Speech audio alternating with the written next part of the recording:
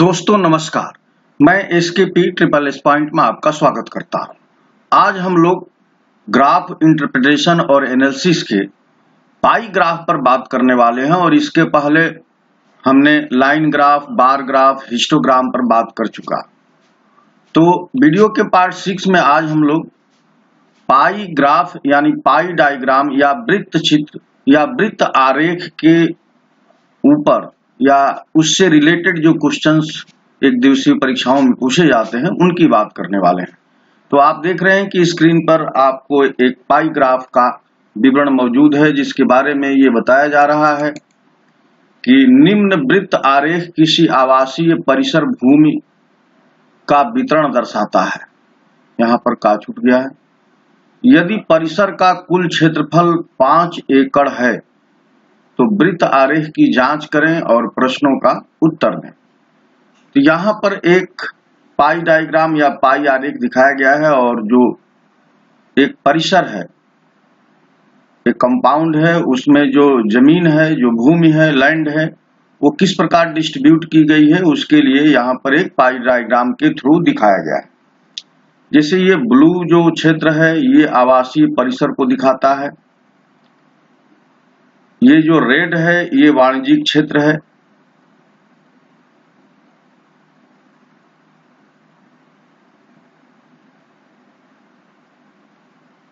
ये जो ग्रीन है वो सड़क क्षेत्र है,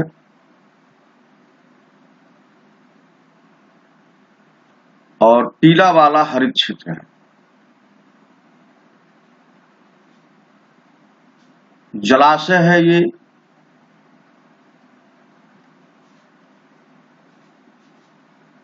तो इस तरह से जो भूमि है वो वितरित की गई। अब देखिए पाई डायग्राम पर दो तरीके के क्वेश्चन फ्रेम किए जाते हैं। पहले टाइप के वो होते हैं कि वृत्त को 360 डिग्री में यानी एंगल्स में डिस्ट्रीब्यूट किया जाता है, अलग अलग एंगल में, जैसा कि ये डायग्राम दिखाया गया है। इस डायग्राम में ये एंगल्स दिखाए गए हैं और ये सारे एंगल्स का जो सम होगा वो 360 डिग्री के बराबर। तो एक तो वृत्त को कोणों पर या कोणों के अनुसार इसको बांट लिया जाता है और उसमें कोण दिखाई जाते हैं। दूसरे टाइप के क्वेश्चन में जो ये वृत्त है इसको 100% में बांट लिया जाता है, यानी प्रतिशत में इसको डिस्ट्रीब्यूट कर लेते हैं, अलग अलग ये प्रतिशत में, और ये सारे मिल करके 100% के बराबर होते हैं। यहाँ पर आपको डाटा 100% के रूप में मिलेंगे, कोई 15%, कोई 20%, इस टाइप से मिलेंगे डाटा। तो ये मुख्य रूप से दो तरीके के। और एक तीसरा तरीका ये है कि सर्किल को वैल्यूज में अलग अलग बांट लिया गया। अब वो वैल्यूज कोई भी मान में अलग अलग बांट लिया गया। अब इन सारे मानों का जो योग है उसको 360 डिग्री के इक्विवेलेंट करते हैं, बराबर कर देते हैं। मान लीजिए कि इनको बांट लिया गया है और बांटने के बाद हमको 4625 आया, तो ये 4625 को हम लोग 360 के डिग्री के बराबर मानेंगे। अब इसमें कोई वैल्यू होगी, मान लीजिए वैल्यू कोई 1500 है, तो 1500 4625 360 डिग्री के बराबर है, तो 1500 कितने के बराबर होगी। तो इस तरह से इसे पाई डायग्राम में कन्वर्ट कर लिया जाता है। तो कुल मिलाकर के क्वेश्चन या तो डिग्री में मिलेंगे या प्रतिशत में मिलेंगे या वैल्यूज में मिलेंगे। और जो पाई डायग्राम को बनाया जाता है वो डिग्री में ही बनाया जाता है, यानी जो भी चीज आप करने वाले हैं उसे 360 डिग्री के ही इक्विवेलेंट मानेंगे, या प्रतिशत में दिया है तो सारी वैल्यूज को 100% मानेंगे और फिर 100 में से ये अलग अलग ये प्रतिशत बटे होंगे। तो ये जो स्क्रीन पर क्वेश्चन दिख रहा है, इस क्वेश्चन में डिग्री पर ये बांटे गए हैं, यानी सारे ये कोणों को आप ऐड करेंगे तो आपको 360 डिग्री ही मिलने वाला है। अब आइए इस पर बेस्ड जो क्वेश्चन है उनकी बात करते हैं। देखिए क्वेश्चन नंबर 1 में दिया है कि आवास और सड़क के उद्देश्य के लिए आवंटित क्षेत्रफल का अनुपात। तो यहाँ पर हमको क्षेत्रफल निकालने की जरूरत नहीं है। आवास और सड़क के लिए जो एंगल है वो एंगल ही अनुपात में बदल देगा, क्योंकि अगर हम इस एंगल को क्षेत्रफल में जा करके निकालेंगे तो भी, चूंकि यहां से ये रेशियो निकाला जा रहा है तो ये दोनों कट जाएंगे दोनों तरफ से, इसलिए हमको उसकी जरूरत नहीं है। सीधे सीधे आवास के लिए जो भूमि आवंटित है वो 144 डिग्री की है, तो 144 हम ले लेंगे। और सड़क के लिए ये देखिए ग्रीन वाला है तो ये 36 है, तो इसको हमने ले लिया सीधे से। अब इसे डिग्री नहीं लिखेंगे, डिग्री दोनों तरफ से डिग्री खत्म हो जाएगी, क्योंकि ये रेशियो है तो रेशियो में ये सब कट जाता है, तो डिग्री यहां लेना ही नहीं। अब देखिए जब इसे हम लोग अनुपात में बदलते हैं तो कोई चीज कॉमन नहीं रहनी चाहिए। तो हम इसको अगर 12 से काट दें तो 12 12 हम 44 से, और 12 तिहाई 36, और एक बार ये फिर 3 से कट जाएगा, 3 चौके 12 और 3 एकम 3। तो ये 4 संबंधे 1 के अनुपात में सड़क और आवास का जो क्षेत्र है वो निकल के आ गया। ये ऑप्शन बी सही है। तो जब भी अनुपात की बात होगी हमको क्षेत्रफल निकालने की जरूरत नहीं होगी, हम डायरेक्ट इन वैल्यूज को रख करके और इसे अनुपात में बदल सकते हैं। आइए अब नेक्स्ट क्वेश्चन करते हैं। क्वेश्चन नंबर 2 में दिया है कि जलाशय और हरित क्षेत्र के लिए मिलाकर कुल आवंटित क्षेत्र का प्रतिशत है, यानी जलाशय और हरित क्षेत्र दोनों को जोड़ लिया जाए और कुल से उसका प्रतिशत निकालना। तो जलाशय के लिए जो भूमि आवंटित है और हरित क्षेत्र के लिए ग्रीनरी के लिए, इन दोनों को जोड़ ली। जलाशय के लिए देखिए 18% है, 18 है डिग्री कह लीजिए, और हरित के लिए 108, दोनों को जोड़ लिए 8 8 16, और यहां पर 1 1 2 हो गया, यानी 126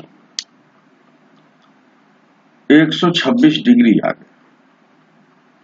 अब देखिए इसे हमको क्षेत्रफल ये बताना है कि पूरे का कितना प्रतिशत। ये जो टोटल है वो 360 डिग्री, टोटल 360 डिग्री। आप चाहें तो जोड़ सकते हैं 144, 54, 36, 108 और 18, इनको जोड़ना है। देखिए 4 4 8 6 14, 14 और 8 22, 22 8 30, 30 के शून्य 3, 4 3 7, 7 5 12, 12 3 15, 15 1 16, 1 1 2 1 3, ये 360 डिग्री देखिए इनको जोड़ने पर आ गया। तो टोटल 360 डिग्री है।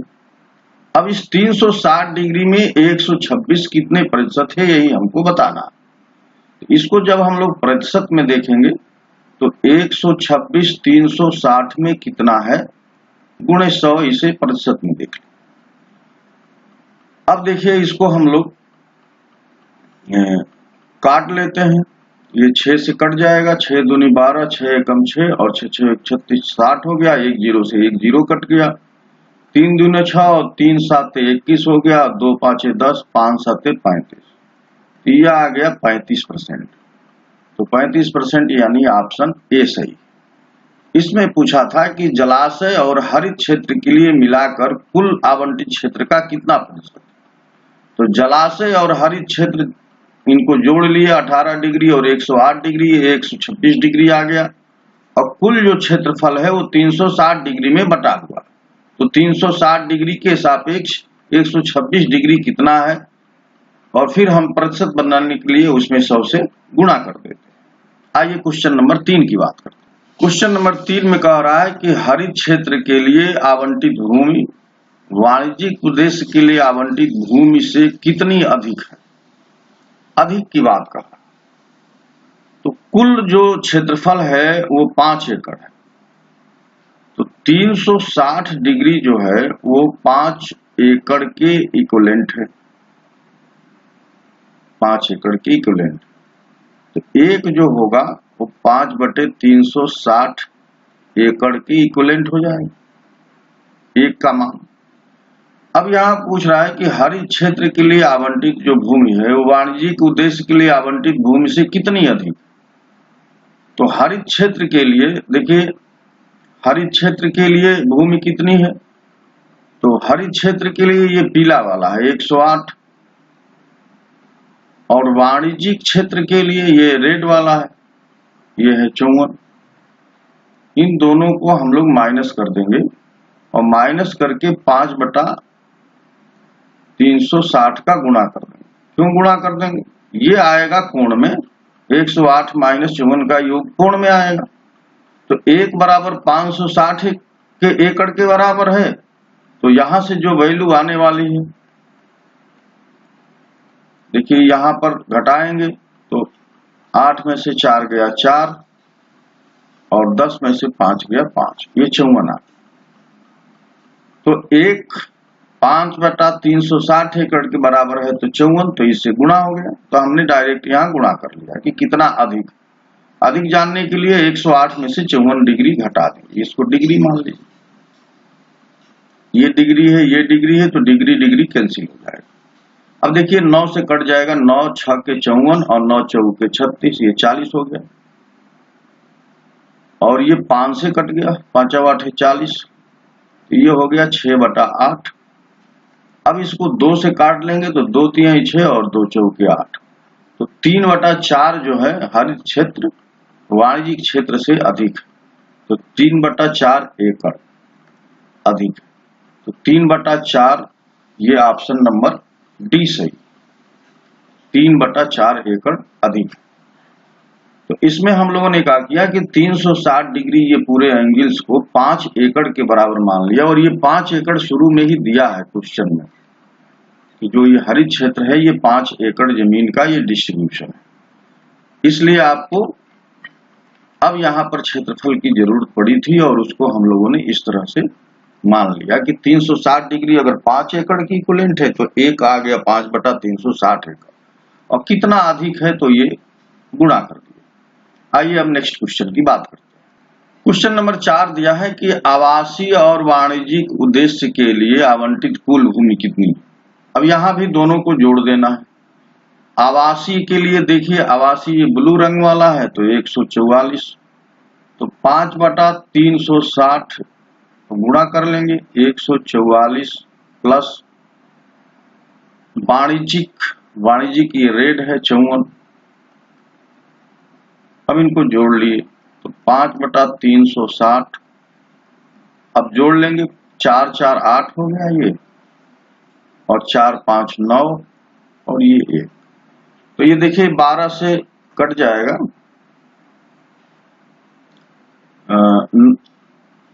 9 से कट जाएगा या 9 से कट जाएगा, तो 9 4 36 और 9 दूनी 18 और 9 दूनी 18, ये 20 हो जाएगा और ये 11 हो जाएगा, और 5 4 20 हो गया, तो 11/4 आ गया। अब 4 दूनी 8 और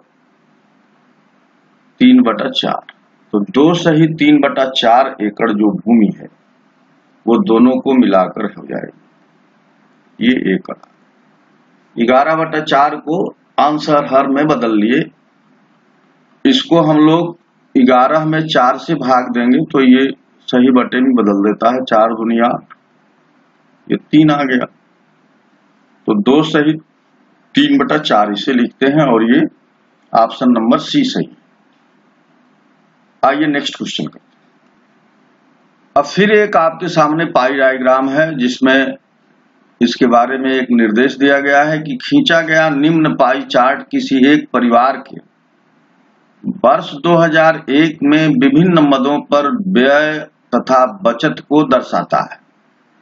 आरेख का अध्ययन कीजिए और आगे दिए गए प्रश्नों के उत्तर दीजिए।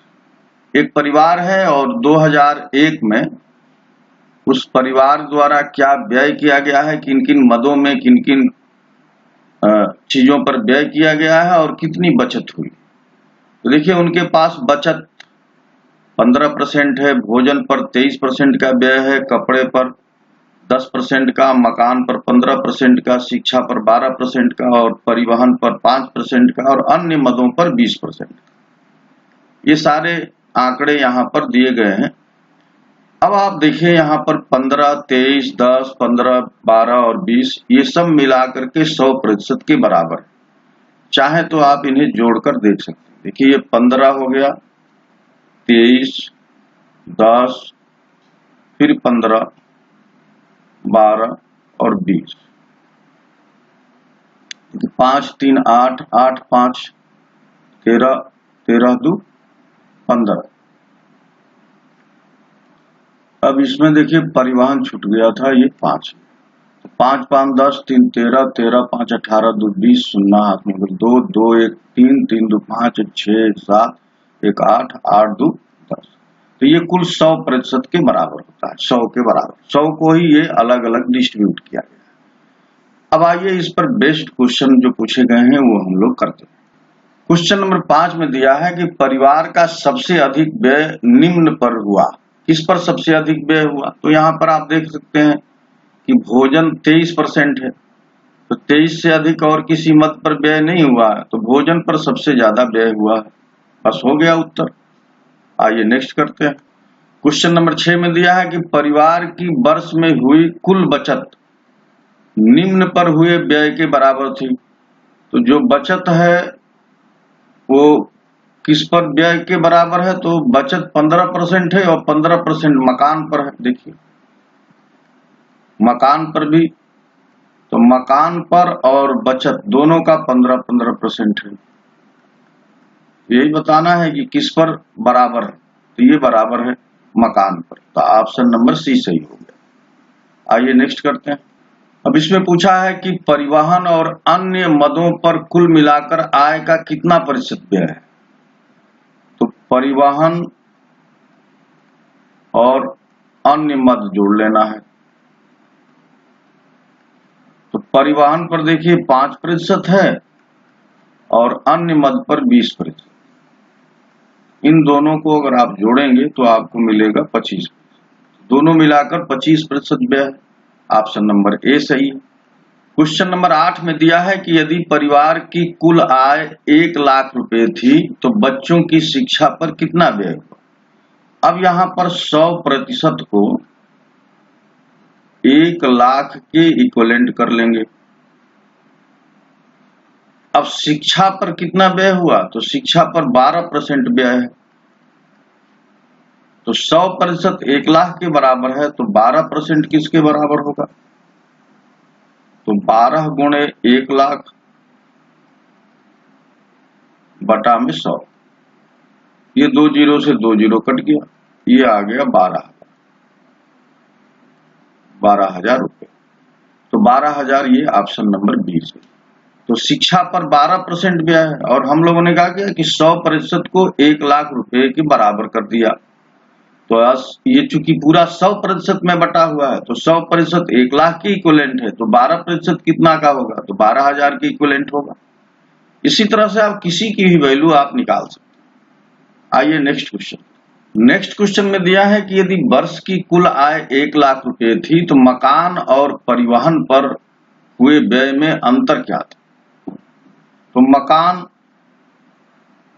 और परिवहन, तो मकान पर देखिए, मकान पर 15% है और माइनस परिवहन, अंतर पूछ रहा, और परिवहन पर 5%, तो दोनों का डिफरेंस आ गया 10%।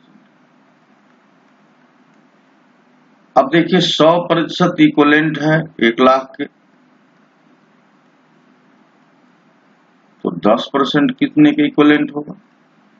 तो 10 गुणे 1 लाख बटा में 100। अब ये 2 जीरो से कट गया और ये आ जाएगा 10,000। तो 10,000 इनका डिफरेंस आ गया और ये ऑप्शन नंबर डी सही, ये 10,000 के बराबर। आइए नेक्स्ट क्वेश्चन करते हैं। देखिए नेक्स्ट क्वेश्चन में ये फिर एक वृत्त चित्र दिया गया है और इसके बारे में ये निर्देश है कि दिए गए वृत्त चित्र में 5 खिलाड़ियों द्वारा बनाए गए रनों को दर्शाया गया। अब ये 5 खिलाड़ी कौन कौन हैं? तो युवराज हैं जिन्होंने 82 रन बनाए हैं, पुजारा हैं जिन्होंने 76 रन बनाए हैं, शर्मा हैं जिन्होंने 68 रन बनाए हैं, धोनी हैं जिन्होंने 52 रन बनाए हैं और कोहली ने 102 रन बनाए। तो सभी लोगों के रनों को यहाँ पर दर्शाया गया है। अब ये वैल्यू वाला क्वेश्चन है, इसमें वैल्यू दी गई है, न तो ये डिग्री में है, न तो ये डिग्री में है और न ही ये परसेंटेज में। यहाँ पर सीधे सीधे वैल्यूज दी गई। अब ये टोटल वैल्यूज जो होंगी उनके योग को 360 डिग्री के बराबर मान करके और ये एंगल प्लॉट किए गए। तो इन सबको हम लोग अगर जोड़ेंगे तो 82, 76, 68, 52 और 102। तो देखिए 6 2 8 8 8 16 2 18 18 2 20, 2 आ गया, 8 2 10 10 7 17 17 6 23 23 5 28 8 और 1 और 2 3। तो ये 380 है। टोटल 380 रन बने हैं। तो 380 को इक्विवेलेंट 360 डिग्री माना गया है, तभी ये वृत्त आरेख बनाया गया है। तो टोटल रन जो हैं वो 380 हैं और 380 को 360 डिग्री मान करके प्लॉट किया गया है। तो अगर हमको पूछेगा कि भाई ये 82 कितने डिग्री के कोण बनाएगा, तो 380 बराबर 360 डिग्री, इसलिए 82 बराबर, तो ये कोण बता देगा यहाँ पर कि कोण में इसकी वैल्यू आप जान सकते हैं। तो आइए इस पर बेस्ड क्वेश्चन जो पूछे गए हैं उनको हम लोग सॉल्व करते हैं। क्वेश्चन दिया है कि कोहली द्वारा बनाए गए रन शर्मा द्वारा बनाए गए रनों से कितने प्रतिशत अधिक है। तो कोहली ने कितना रन बनाया और शर्मा ने कितना बनाया, दोनों का डिफरेंस देखा जाएगा। कोहली ने 102 रन बनाए और शर्मा ने 68 रन बनाए। तो दोनों का जो डिफरेंस है, देखिए 12 में से 8 गया 4 और यहाँ बच गया 9, 9 में से 6 गया 3। तो दोनों का डिफरेंस 34 का है। तो शर्मा से देखना है कि शर्मा द्वारा बनाए गए रनों से कितने प्रतिशत अधिक है, तो प्रतिशत में निकालना है और तुलना शर्मा के होनी है। तो शर्मा नीचे रहेंगे डिनोमिनेटर में और न्यूमरेटर में 34 अधिक है, यानी कोहली का रन शर्मा से 68 रन पर 34 अधिक है। तो 100 पर कितना होगा, तो 34 दूना 68 और 2 से ये 100 50 बार में कट गया, तो ये 50% अधिक है। तो इसका आंसर हो गया 50%। कोहली द्वारा बनाए गए रन शर्मा द्वारा बनाए गए रनों से 50% अधिक है। आइए नेक्स्ट क्वेश्चन करते हैं। इसमें भी दिया है कि कोहली द्वारा बनाए गए रन युवराज के रनों का कितना प्रतिशत है। तो कोहली ने देखिए 102 रन बनाए हैं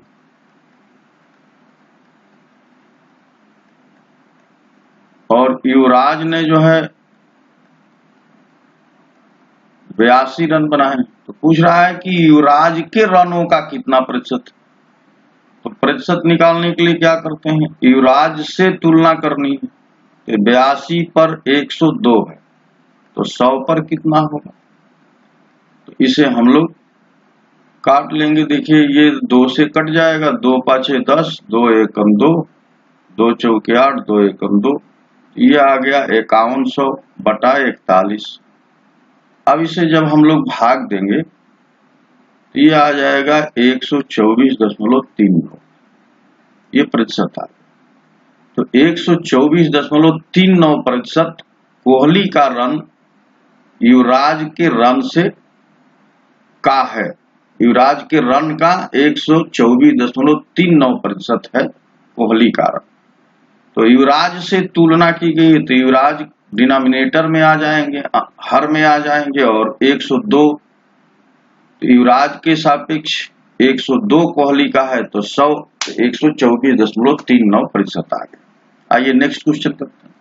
अब क्वेश्चन नंबर 12 में दिया है कि पुजारा द्वारा बनाए गए रन इन 5 खिलाड़ियों द्वारा बनाए गए कुल रनों का कितना प्रतिशत। तो कुल रन हम लोगों ने देखा था वो 380 था। पुजारा ने कितना बनाया है, पुजारा ने 76 रन बनाए हैं। तो प्रतिशत 380 के सापेक्ष पूछ रहा है, तो 76 बटा 380 गुणे 100, 19 चौक 76 और 19 दूनी 38, 20 और 20 पाँचे 100 और 5 चौकी 20, तो ये 20% आ गया। तो 20% इसका आंसर हो गया। पुजारा का 5 खिलाड़ियों के सापेक्ष 20% का रन का आ गया हिसाब किताब। आइए नेक्स्ट क्वेश्चन करते हैं। अब देखिए ये युवराज के रनों के वृत्त खंड द्वारा बनाया गया केंद्रीय कोण अब पूछ रहा है, कोण पूछ रहा है यहाँ पर। तो देखिए 380 को 360 डिग्री के इक्विवेलेंट मान लेंगे। अब युवराज के रन, युवराज का 82 है तो 82 कितने के इक्विवेलेंट हो जाएगा, तो 82 गुणे 360 डिग्री अपान 380। तो अब ये डिग्री में बदल जाएगा।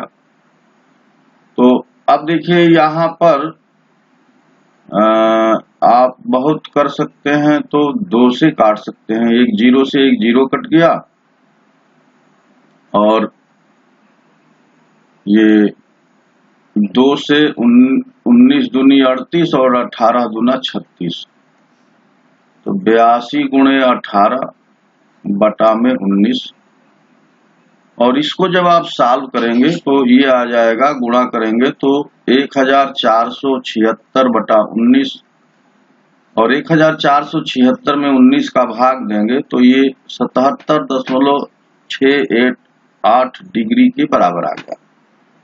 तो जो युवराज का पोर्शन है, ये जो कोण आएगा, ये कोण आ गया 77.68 डिग्री का, और यही आपसे पूछा जाए। तो ऑप्शन नंबर ए सही। आइए नेक्स्ट क्वेश्चन।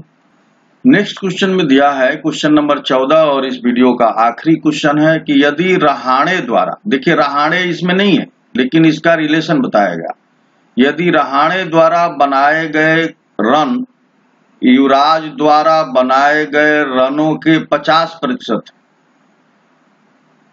तो यहां रहाणे हम लोग लिख लेंगे और यहां युवराज। तो रहाणे द्वारा जो रन बनाया गया है, युवराज ने जो रन बनाए हैं उसका 50%, 50% मतलब आधा। तो युवराज ने 82 रन बनाए हैं तो इसका आधा रहाणे ने बनाया, तो 82 का आधा 41 हो गया। तो युवराज ने 82 रन बनाए तो रहाणे ने 41 रन। तो रहाणे द्वारा बनाए गए रन कोहली, पुजारा और धोनी द्वारा बनाए गए कुल रनों के कितने प्रतिशत है। तो कोहली का रन जोड़ा जाएगा, कोहली का 102, पुजारा का 76 और धोनी का 52।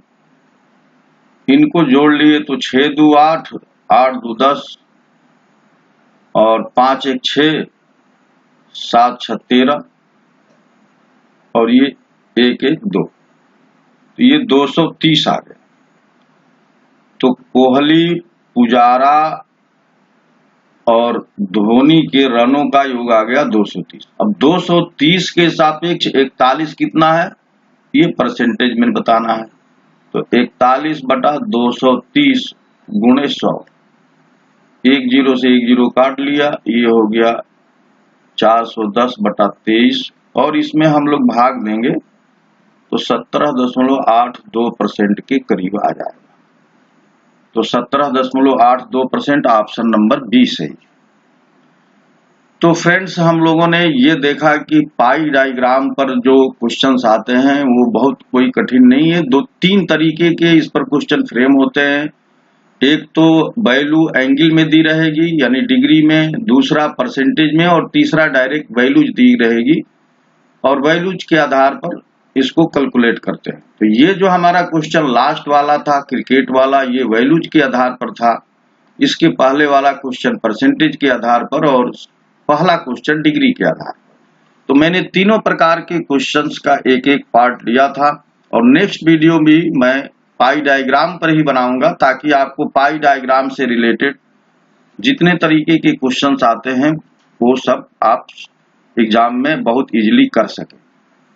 तो फ्रेंड्स, ये वीडियो आपको कैसा लगा जरूर कमेंट करके बताइएगा। अभी तक आपने मेरा चैनल सब्सक्राइब नहीं किया है तो प्लीज सब्सक्राइब कर लीजिए और बेल आइकन को भी टच करिए ताकि आपको समय से नोटिफिकेशन मिल सके।